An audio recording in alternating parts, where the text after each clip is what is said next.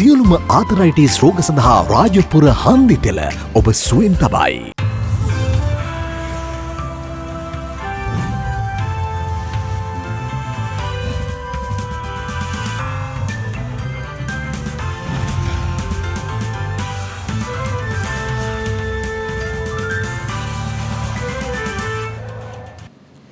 ආයුබෝවන්. යථාර්ථවාදීව ලෝකයේ දෙස බලන්නට සත්‍ය සිදුවීම් සම්පින්ඩනයක පුවත් දිගහැරුම ශ්‍රද්ධා රූපවාහිනී 6:30 ප්‍රධාන ප්‍රවෘත්ති විකාශය සමගින් මම ලකිඳු නුවන්ග ප්‍රථමයෙන් සිරස්තල.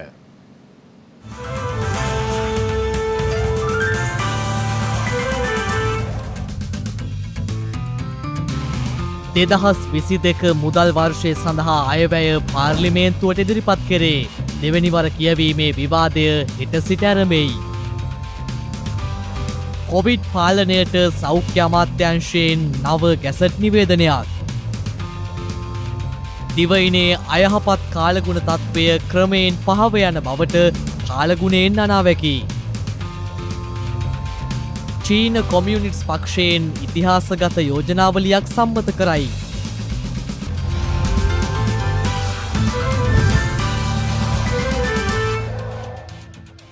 දෙදහස් 22 මුදල් වර්ෂය සඳහා වන අයවැය කතාව මුදල් අමාත්‍ය බැසිල් රාජපක්ෂ මහතා විසින් අද පාර්ලිමේන්තුවට ඉදිරිපත් කරනු ලැබුවා. ඒ වර්තමාන විධායක ජනාධිපති ගෝඨාභය රාජපක්ෂ මහතාගේ රජය යටතේ ඉදිරිපත් කෙරෙන දෙවන අයවැය කතාව ලෙසින්. ගරු කතානායකතුමනි, මේ අයවැය ඉදිරිපත් කරන්නේ අපි ගෝලීය අර්බුද 5කට මැදි වී සිටින අවස්ථාවකයි.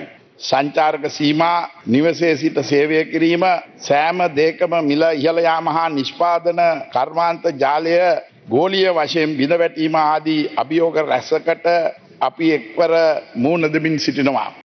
පාර්ලිමේන්තුව විසින් වාර්ෂිකව විසර්ජන පනත අනුමත කිරීමෙන් පසු මුදල් අමාත්‍යවරයා රාජ්‍ය ආයතන වලට වියදම් කිරීමේ මුළු වර්ෂය සඳහා දෙනු ලබන වියුක්ත බලය මින් ඉදිරියට කාර්තුවෙන් කාර්තුවන් නිකුත් කිරීමට යෝජනා කරනවා.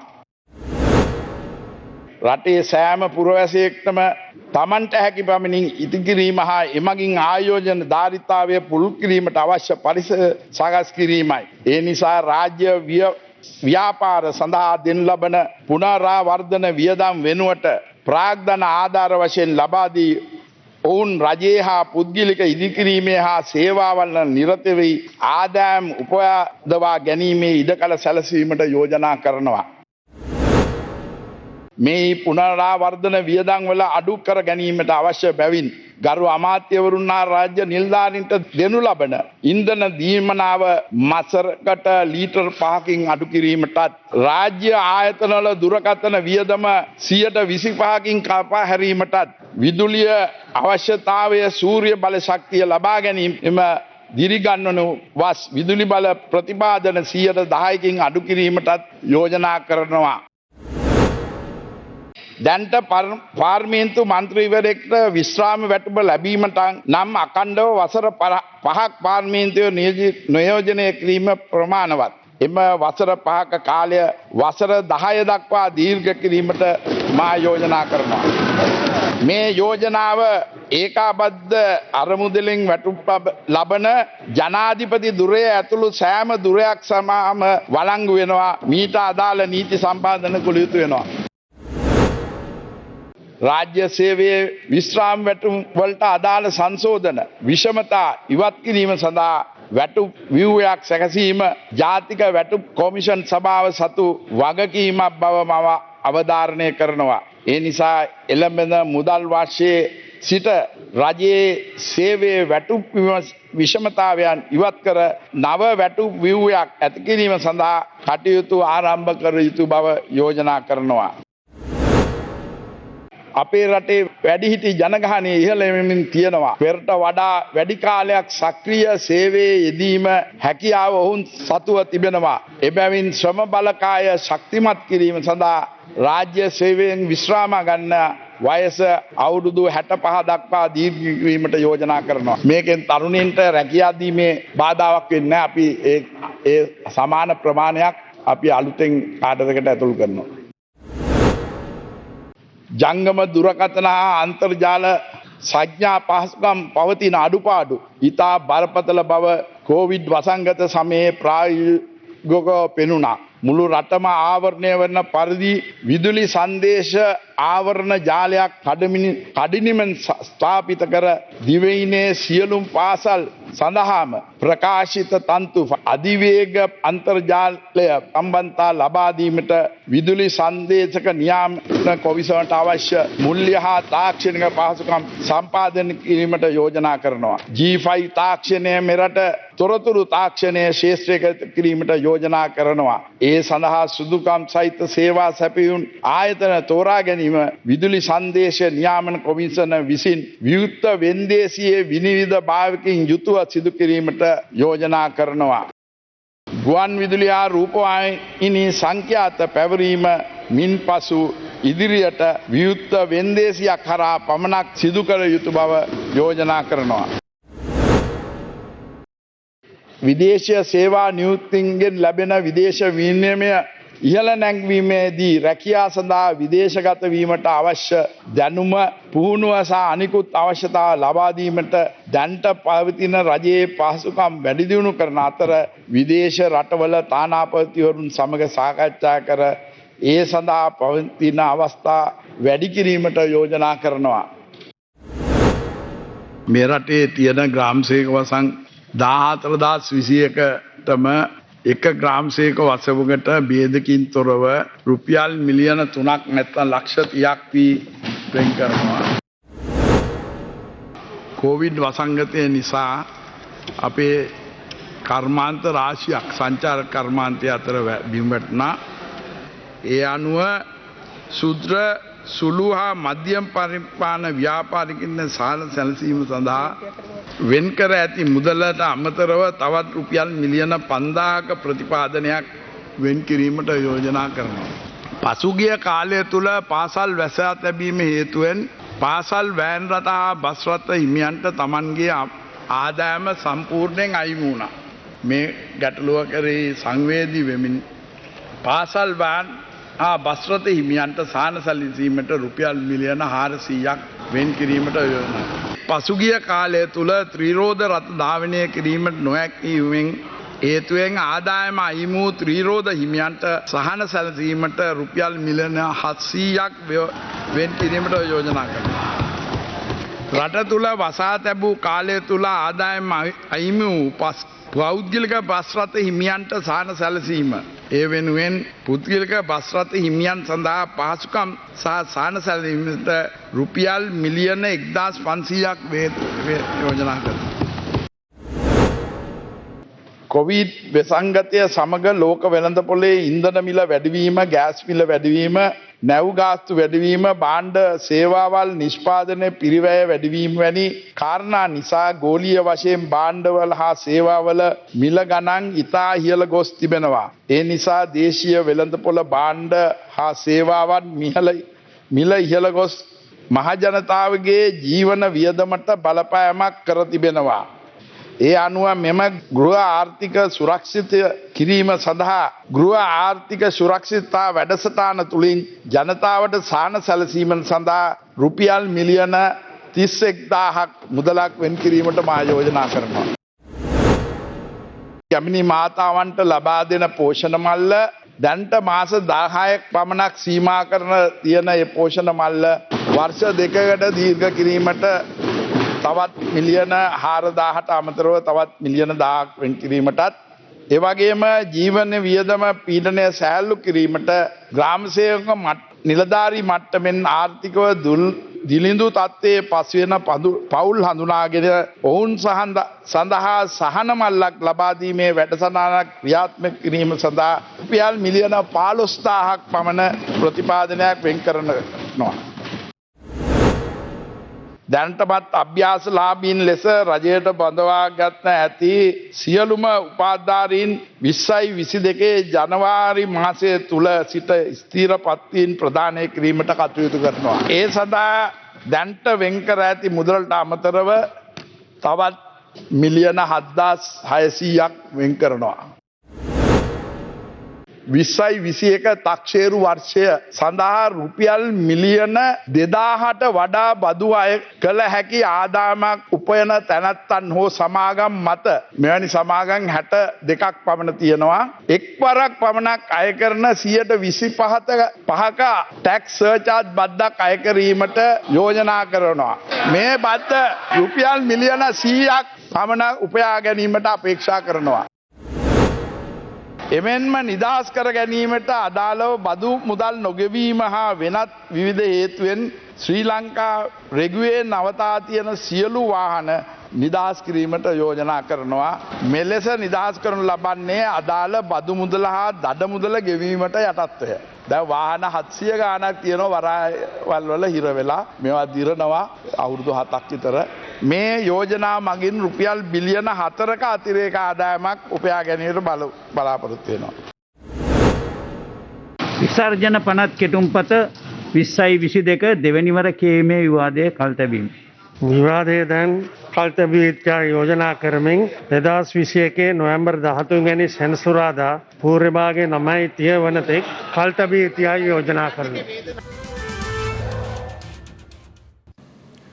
දෛනික කොවිඩ් ආසාදිතයින්ගේ වාර්තාවීම ඉහළ යාමත් සමග මෙරට තුළ නව කොවිඩ් රැල්ලක් ඇතිවීමේ අවධානමක් පවතින බව නියෝජ්‍ය සෞඛ්‍ය සේවා අධ්‍යක්ෂ ජනරාල් විශේෂඥ වෛද්‍ය හේමන්ත හේරත් මහතා පවසනවා. මේ අතර නිසි බලධාරියෙකුගේ අවසරයකින් තොරව ජනතාව ඒකරාශී වීම සහ රැස්වීම පැවැත්වීම වළක්වාලමින් සෞඛ්‍ය අමාත්‍යවරයා විසින් නව ගැසට් නිවේදනයක් නිකුත් කර තිබෙනවා.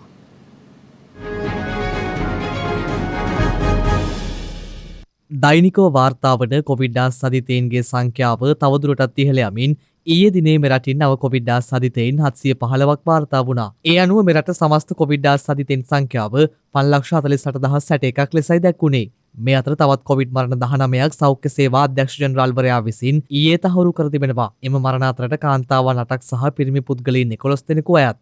ඒ අනුව මෙරටින් මේ දක්වා වාර්තා වී ඇති සමස්ත කොවිඩ් ආසාදිත මරණ සංඛ්‍යාව දැක්වෙන්නේ 13,927ක් ලෙසයි. කොරෝනා රෝගීන්ගේ තත්ත්වය 700 සීමා ඉක්මවා යනවා. මේ සම්බන්ධයෙන් මොකක්ද දැන් සෞඛ්‍ය අමාත්‍යාංශ වශයෙන් ඔබතුමාලා ගන්න පියවර? රජයක් හැටියට අපිට කරන්න පුළුවන් සියලුම දේවල් මේ වෙනකොට කරලා ඉවරයි. අපේ සම්පූර්ණ ජනගහනයෙන් 75%කට වැඩි ප්‍රමාණයක් මේ වෙනකොට එන්නත් ලැබලා දීලා තිබෙනවා. තුන්වෙනි මාත්‍රාව ආරම්භ කරලා තියෙනවා මේ වෙනකොට.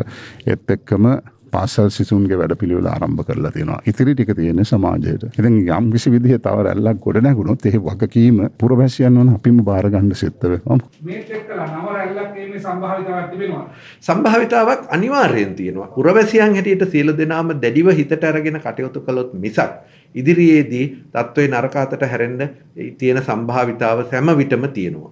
මේ අතර නිසි බලධාරියෙකුගේ අවසරයකින් තොරව ජනතා ඒකරාශී වීම සහ රැස්වීම පැවැත්වීම වළක්වාලමින් සෞඛ්‍ය අමාත්‍යවරයා විසින් ගැසට් නිවේදනයක් නිකුත් කර තිබෙනවා. ඒ අනුව සෞඛ්‍ය සේවා අධ්‍යක්ෂ ජනරාල්වරයා සඳහන් කළේ එවන් අවසරයකින් තොරව ජන ඒකරාශී වීම හා රැස්වීම පැවැත්වන පුද්ගලයන්ට එරෙහිව නීතිමය පියවර ගන්නා බවයි. දැනට නිරෝධායනය සහ රෝග වැළැක්මේ ආඥා පනතට සංශෝධන කීපයක් එකතු කරලා තියෙනවා. ඒ පිළිබඳව තමයි ගැසට් නිවේදනයේ සඳහන් වන්නේ. ඒ සංශෝධනවල සැකෙවින් කිව්වොත් දැනට සමස්ත ශ්‍රී ලංකාව COVID-19 සම්බන්ධයෙන් රෝගී ප්‍රදේශයක් විදියට නම් කරලා තියෙනවා.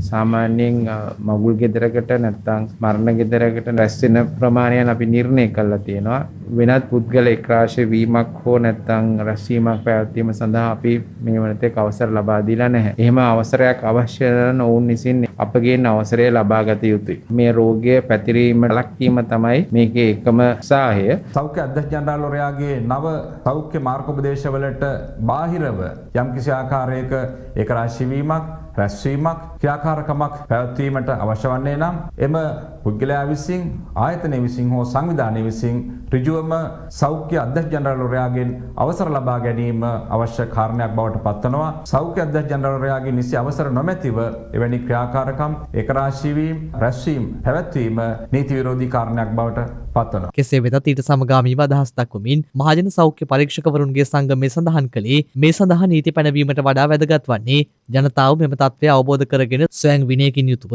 කටයුතු කිරීම බවයි. මහජන ජනතාව COVID-19 නිසා මිය යන්න පුළුවන් සහ තමන්ගේ පවුලේ අය වෙන වෙන්න පුළුවන් අසත්‍ය බවට පත් වෙන්න පුළුවන් කියන එක තේරුම් අරගෙන ඔවුන්ගේ චර්යාත්මක වෙනසක් කරගෙන මේ COVID-19 පාලනයට සෞඛ්‍ය උපදෙස් පිළිපැදීමට අනුගත වෙනවා හැර COVID-19 පාලනයට ප්‍රබල තර්ජනයක් වන විදිහට මහ ජනතාව ඒකරාශී වුණොත් අපි නීත්‍යානුකූලව කටයුතු කරනවා.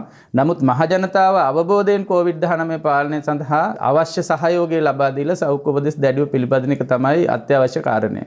මේ අතරදි වෙන පුරා සිදුවන කොවිඩ් එන්නත් කරන කටයුතු අදත් සිදු වුණා. සඳහන් කර වරික සම්පූර්ණ එන්නත් කරන ලකුවන් සඳහා හඳුනා ගැනීම යම්කිසි කාඩ් පතක් ලබා දෙනවා කියලා මේක ලබා දෙනවද?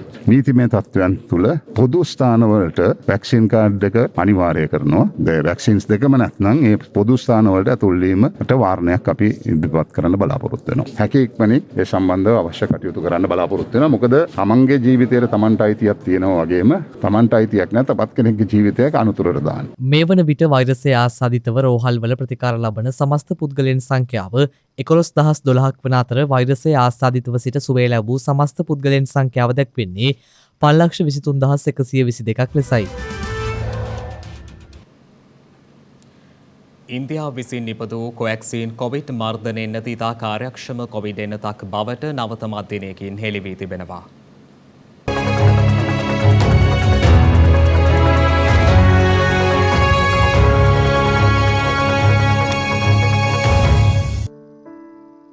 ලැන්සෙට් වෛද්‍ය සංග්‍රාවේ ප්‍රකාශයට පත් කරන ලද නවතම අධ්‍යයනයකට අනුව ඉන්දියාවේ නිපදවන ලද කොවිඩ් එන්නතක් වන කොවැක්සින් එන්නත ඉතා කාර්යක්ෂම එන්නතක් බවට ප්‍රකාශයට පත් කර ඇති බව විදේශ මාධ්‍ය වාර්තා කළා. කොවැක්සින් කොවිඩ් මර්ධන එන්නත සඳහා පසුගිය සතියේ ලෝක සෞඛ්‍ය සංවිධානයෙන් හදිසි භාවිත අනුමැතිය ලබා දුන් අතර එය ලෝක සෞඛ්‍ය සංවිධානය විසින් අවසර ලබා දුන් 8 වන එන්නත වන බවයි එම වාර්තාවල දැක්වෙන්නේ. එමෙන්ම මේ වන විටත් එම එන්නත රටවල් 17ක භාවිතය සඳහා අනුමැතිය ලබා දී තිබෙනවා. ඉන්දියානු වෛද්‍ය පර්යේෂණ කවුන්සිලය සහ ජාතික වෛරස විද්‍යා ආයතනය සමග සහයෝගයෙන් ಭಾರತ್ බයෝටෙක් සමාගම විසින් නිපද වූ මෙම එන්නත අක්‍රිය වෛරස මත පදනම් වූ COVID-19 එන්නතක් වනවා. එමෙන්ම ලෝක සෞඛ්‍ය සංවිධානය විසින් එය විස්තර කර ඇත්තේ පහසු ලෙස ගබඩා කර තැබිය හැකි නිසා අඩු සහ මධ්‍යම ආදායම් ලබන රටවල භාවිතයට එම එන්නත අතිශයින්ම සුදුසු බවයි. කෙසේ වෙතත් අනෙකුත් අනුමත එන්නත් සමහරක් ඉතා අඩු උෂ්ණත්වවල ගබඩා කළ යුතු වූ අතර එය සැපයුම් සහ පිරිවැය පිළිබඳ ගැටලුද මතු කර තිබෙනවා. මේ අතර වසංගතය ආරම්භ වූ දා සිට වැඩිම රෝගීන් සංඛ්‍යාවක් වාර්තා කිරීමෙන් පසුව මෙම ගිම්හානයෙන් පසු බටහිර යුරෝපයේ පළමු අර්ධ අගුළු දැමීම සිදු කිරීමට නෙදර්ලන්තයේ විසින් තීරණය කර තිබෙනවා. නෙදර්ලන්තයේ තුලින් ගෙවුණු පැය 24ක් තුල නව ආසාදිතයන් 16,287ක් වාර්තා වී ඇති අතර එය පසුගිය වසරේ දෙසැම්බර් මාසයෙන් පසුව එරටින් වාර්තා වූ වැඩිම ආසාදිතයන් සංඛ්‍යාව බවයි විදේශ මාධ්‍ය වාර්තා කළේ. කෙසේ වෙතත් නෙදර්ලන්තයේ තුල අර්ධ අගුළු දැමීම් පනවනු ලැබුවත් පාසල් විවෘතව තැබීමටත් හෝටල් සහ ආපනශාලා ආදිය වසා දැමීමට සිදුවනු ඇති බව එරට මාධ්‍ය වාර්තා කර තිබෙනවා. ඒ අනුව මෙම ක්‍රියාමාර්ගය අද සිට ක්‍රියාත්මක කිරීමට නෙදර්ලන්තයේ තීරණය කරනු ඇති බවයි විදේශ මාධ්‍ය වැඩිදුරටත් සඳහන් කළේ. දිවයිනට බලපෑ අයහපත් කාලගුණ තත්ත්වය ක්‍රමෙන් පහව යාමත් සමග වාරිමාර්ග දෙපාර්තමේන්තුව විසින් නිකුත් කළ පූර්ව ගංවතුර අනතුරු ඇඟවීම් ඉවත් කර ඇති බව එම දෙපාර්තමේන්තුව සඳහන් කළා. ගිනිකොන දිග බෙන්ගාල බොක්ක ආශ්‍රිත මුහුදු ප්‍රදේශයේ පැවති අඩු පීඩන කලාපය පීඩන අවපාතයක් දක්වා වර්ධනය වෙමින් මේ වන විට උතුරු තමිල්නාඩුව දෙසට ගමන් කර ඇති බව කාලගුණ විද්‍යා දෙපාර්තමේන්තුව පවසනවා.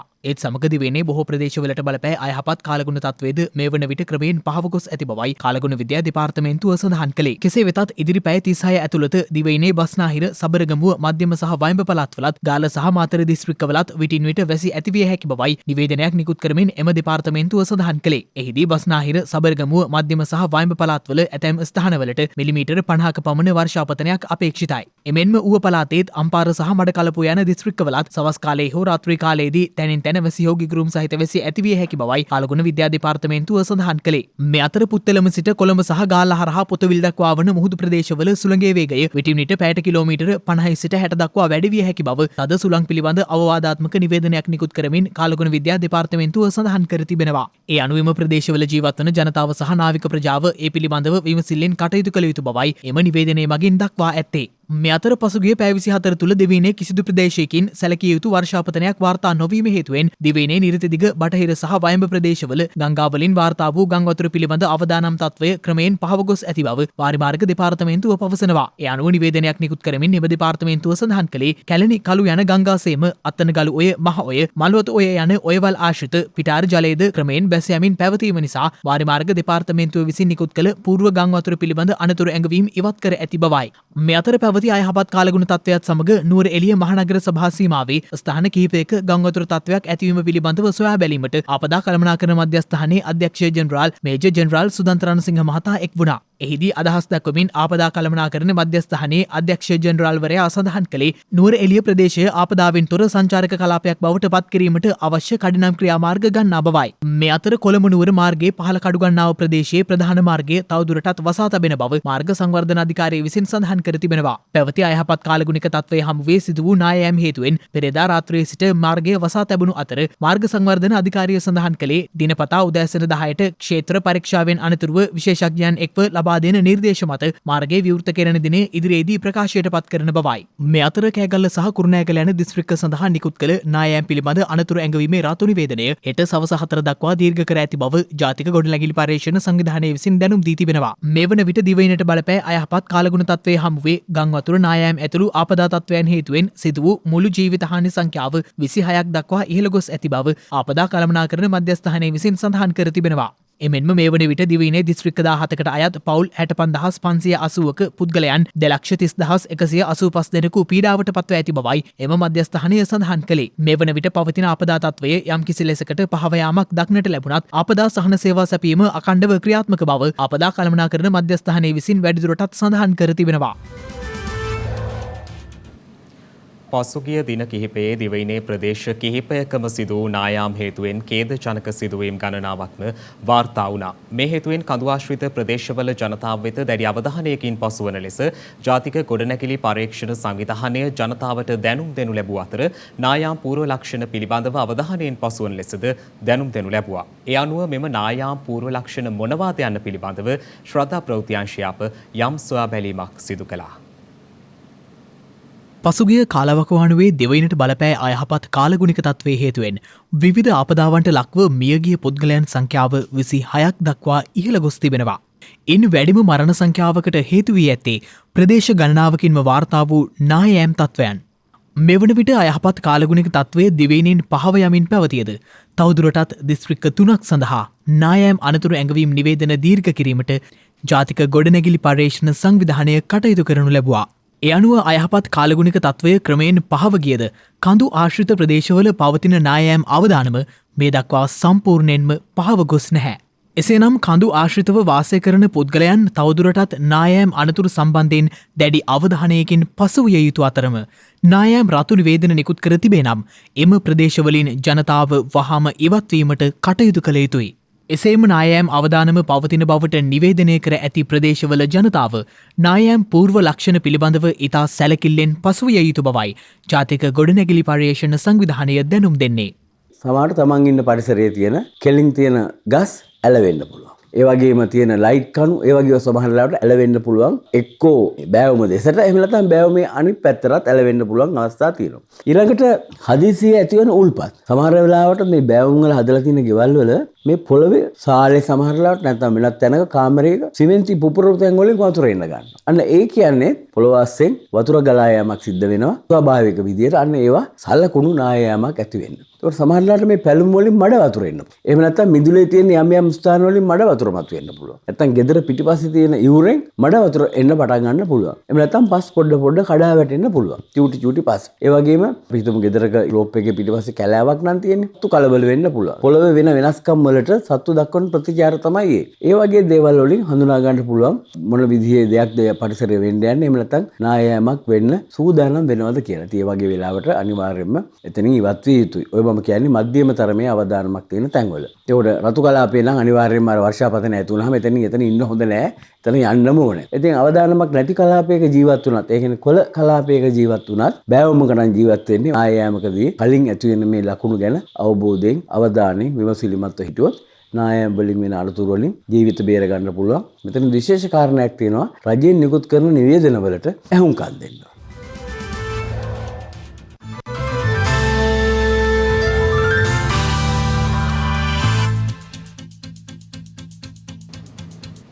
අවධානය විදෙස් පුවත් වෙත. චීන කොමියුනිස්ට් පක්ෂය විසින් එරට වත්මන් ජනාධිපතිවරයා අසහාය නායකයෙකු බවට නම් කරමින් විශේෂ යෝජනාවලියක් සම්මත කර ඇති බව විදෙස් මාධ්‍ය වාර්තා කළා.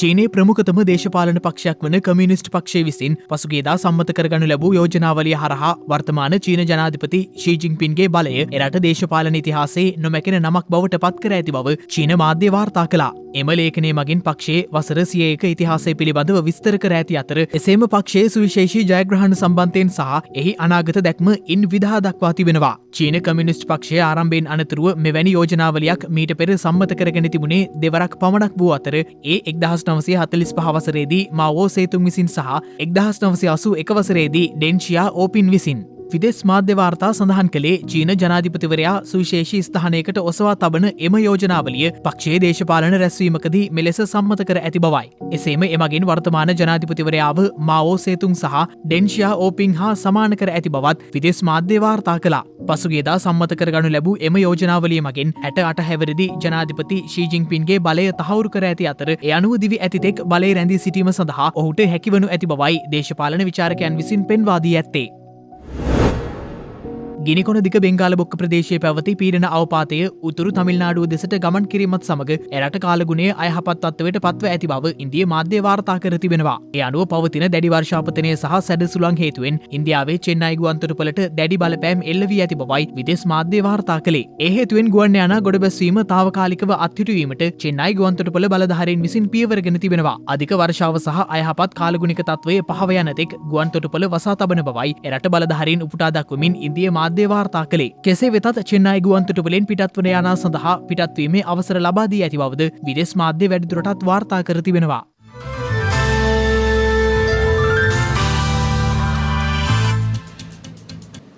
පන්දුවාර 20 ලෝක කුසලාන ක්‍රිකට් තරගාවලියේ අවසන් මහා තරගයට සුදුසුකම් ලැබීමට ඕස්ට්‍රේලියා කණ්ඩායම සමත් වුණා. ඒ පාකිස්තානයේ සමගියේ පැවති තරගය කඩලු 5කින් ජයග්‍රහණය කරමින් තරගේ කාසියවාසය දිනාගත් ඔස්ට්‍රේලියා නායක එරොන් ෆින්ච් පළමුව පන්දුවට පහරදීම සඳහා පාකිස්තාන කණ්ඩායමට ආරාධනා කළා. ඒ අනුව පාකිස්තාන ඉනිම ආරම්භ කළේ නායක බාබර් අසම් සමගින් මොහොමඩ් රිස්වාන්.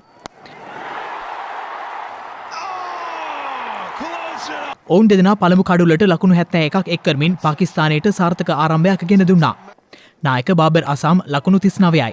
මොහොමඩ් රිස්වාන් ලකුණු 67ක් රැස් කළේ 4 පහර 3ක් සහ 6 පහර 4ක්ද සමගින්. පාකිස්තාන ඉනිමේ අවසන් භාගයේදී සුපිරි ඉනිමක් ක්‍රීඩා කළ ෆාකාර් සමාන් පන්දු 32කින් නොදැවී ලකුණු 55ක් ලබා ගත්තා. මේ අනුව පාකිස්තාන කණ්ඩායම පන්දුවාර 20 අවසානයේ කඩුළු 4ක් දැවී රැස් කළ ලකුණු සංඛ්‍යාව 176ක්. මිචෙල් ස්ටාක් ලකුණු 38කට කඩුළු 2ක් ද බිඳ ඔස්ට්‍රේලියා පිළිතුරු ඉනිම ආරම්භ කළේ නායක ඒරොන් ෆින්ච් සමගින් ඩේවිඩ් වෝනර්. ඒරොන් ෆින්ච් ලකුණු නොලබා ක්‍රීඩාගාරය වෙත හරවා යැව්වේ ෂහීන් අෆ්රිඩ් විසින්. අනතුරුව පිටියට එක් වූ මිචෙල් මාෂ් ඩේවිඩ් වෝනර් සමගින් ලකුණු 51ක සම්බන්ධතාවයකින් පසුව ලකුණු 28කට දැවී ගියා.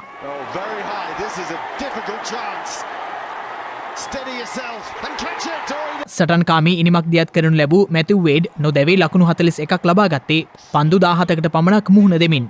වේඩ් හට අනගි සහයක් ලබා දුන් මාකස් ස්ටොයිනිස් නොදැවී ලකුණු 40ක් ලබා ගත්තා. ඔස්ට්‍රේලියානු කණ්ඩායම පන්දුවාර 19ක් අවසානයේ කඩුළු 5ක් පමණක් දැවී ජයග්‍රාහී ඉලක්කය පසු කළා. පන්දු හැවීමෙන් ෂදාබ් ඛාන් ඔස්ට්‍රේලියා කණ්ඩායමේ කඩුළු 4ක් බිඳ හෙළුවා. මෙම ජයග්‍රහණය අනුව නවසීලන්තය සහ ඔස්ට්‍රේලියාව ලබන ඉරිදා පැවැත්වෙන 2021 පන්දුවාර 20 ලෝක කුසලානයේ අවසන් මහා තරගයට එක්වනු ඇති. මෙවර අවසන් මහා තරගයට එක්වන කණ්ඩායම් දිත්වයේම මේ දක්වා 2020 ලෝක කුසලානයක් දිනා නොතිබීම විශේෂත්වයක්. දිනක සටහන් නිමවන්නට මත්තෙන් හෙට දවසේ වැදගත්කම ගැනයි මේ අවධානය.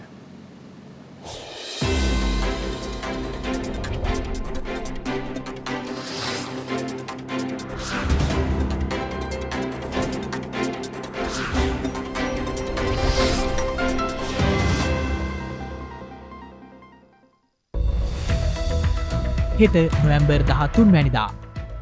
එකිනෙකාට උදව් උපකාර කිරීම තුළින් මානුෂීයත්වයේ ලොවට විදහා පෑම මෙන්ම කුඩා දරුවාගේ සිට වැඩිහිටියා දක්වාත් සමස්ත ලෝකවාසී ප්‍රජාව උදෙසා කරුණාව පැතිරවීම වෙනුවෙන් නම් කරන ලද ලෝක කරුණාවන්ත දිනය නොවැම්බර් මාස 13 වන දිනට එනම් හෙට දිනට යෙදී තිබෙනවා. ඇමරිකාවේ නිව් ජර්සි සහ නිව්යෝක් නගර සම්බන්ධ කරන පළමු උමං මාර්ගය හඩ්සන් ගංගාව හරහා ඉදිකර විවෘත කර ඇත්තේ 1927 වසරේ නොවැම්බර් මාස 13 වන දිනයි. මොසැම්බික් රාජ්‍ය බ්‍රිතාන්‍ය අධිරාජ්‍යයේ කොටසක් නොවී පොදු රාජ්‍ය මණ්ඩලයේ ජාතීන්ට සම්බන්ධ වූ පළමු රාජ්‍ය බවට පත්ව ඇත්තේ 1995 වසරේ නොවැම්බර් මස 13 වන දිනයි. ඒ සමගින් ශ්‍රද්ධා ප්‍රධාන ප්‍රවෘත්ති විකාශය නිමාවට පත්වනවා. හමුවෙමු හෙටත් සවස 6:30ට. තෙරුවන් සරණයි. නම බුද්ධය. මෙවැනි වැදගත් පුවත් නැරඹීම සඳහා ශ්‍රද්ධා TV News YouTube චැනලය සබස්ක්‍රයිබ් කර සීනුව සලකුණු වන්න.